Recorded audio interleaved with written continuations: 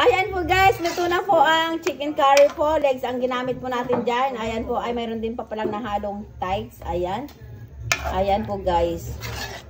Ayan, ang nalagay po lang natin po dito sa Ricado guys is patatas po. Tsaka, wala na. Ganyan lang po guys. Simple lang kasi yan lang po yung Ricado po sa ating ref. Ayan. Hindi na po napakita yung pagluluto guys kasi nagmamadali po tayo. Ayan. Ayan, pero masarap yan po guys. Ang chicken curry po guys. Ayan. Tara guys, kain na po tayo. Ayan. Ayan po guys, kain na po. Huwag na po kayo magtaka guys kung madami na po tayo magluto guys. Kasi daming kakain po dyan guys. Ayan, shout out sa aking pamangkin, sa aking bunso. Sa aking pamangkin nagawa po si Bao Joby. Ayan. Ayan po guys. Tara guys.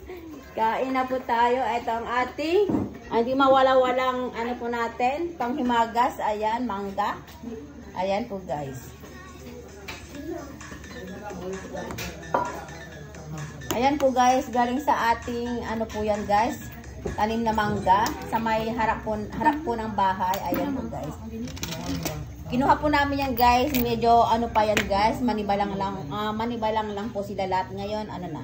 Dalawang araw lang, gayon na kagad. Dalawang araw lang po guys. Ayan, hinog na po sila lahat guys. Ayan. Last na harvest na po to guys. Yung nasa tuktok, kung makukuha pa namin guys, pwede pa naman. Ayan, ang ating mga pamangkin. Tara guys. Tara guys, kain po tayo. Ayan po guys, tara guys, kain na po tayo.